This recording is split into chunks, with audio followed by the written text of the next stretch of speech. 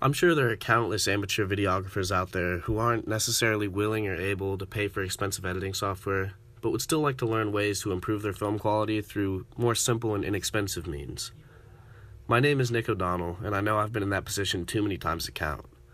I spent over 5 years filming skateboarding videos in Indianapolis, during which I learned a lot of tricks for editing. And when I was in 8th grade, I wanted to know how to create ramped slow motion when editing footage. The problem is, most existing online tutorials require expensive or professional software with specific functions built in for this effect. So in this video, I'll share with you how I made ramped slow-mos with basic, less expensive editing software. Even if you weren't wondering how to do this, I would still highly recommend watching this video, as ramped slow-mos are a useful tool for really any filmmaker. And by the end of this video, even the most novice filmmakers will know how to create ramped slow motion effects with my generic method. Ramped slow motion, sometimes called time remapping or just ramped slow-mo as I'll be calling it here, is when footage smoothly slows down to a slower playback speed, rather than abruptly switching from regular speed to slow motion. In this first example, the slow motion is ramped, so be mindful of how the footage slows down smoothly as opposed to all at once. If that wasn't immediately obvious, then have a look at this second clip where the slow motion is not ramped. Hopefully now it's more evident that ramping your slow-mo can really smooth it out and make it look more natural. It really gets rid of that jolting effect that we saw in the second clip where the footage just immediately snaps into slow motion from its original playback speed. Professional cinematographer Russell Houghton asserts in his online tutorial on slow motion that virtually all skateboarding videos use ramped slow-mos, but I promise they're not just limited to skateboarding. Kyle Cassidy's 9 Things to Shoot in Slow Motion article from Videomaker Journal includes sports of any kind, as well as, quote, people in the air. So that could include things like gymnastics, cliff diving, snowboarding, basketball dunks, hockey shots, really anything you can think of can be enhanced by ramped slow motion. Morgan Parr, in his 2008 article Time Remapping, also in Videomaker Journal, specifically references time remapping functions in Adobe Premiere Pro and Apple's Final Cut Pro as being multi-million-dollar Hollywood film worthy. But programs like those are expensive and hard to learn if you're a beginner.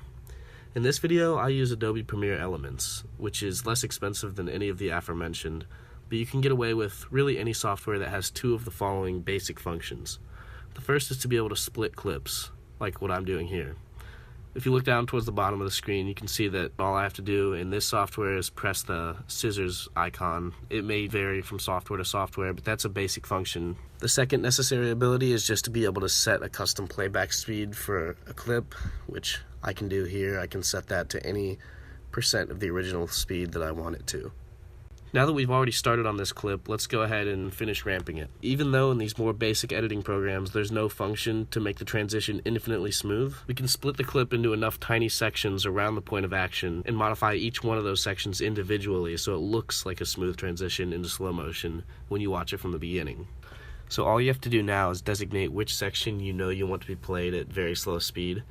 Use the clip splitter to make that its own section, like I'm doing here. So let's say we want this part where our man is floating over the rail to be the focus, and let's just say we want it to play at 35%, so we're going to make that 35%.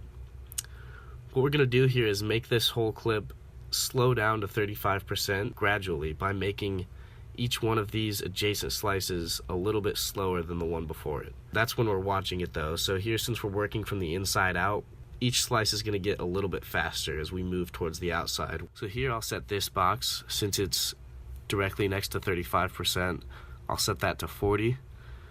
And the one to the left of the 40 I would set to 45. And so on and so forth until we get to 100 on both sides. So to save time, I have the completed version here. And using that exact method, we get a beautiful slow-mo that looks like this.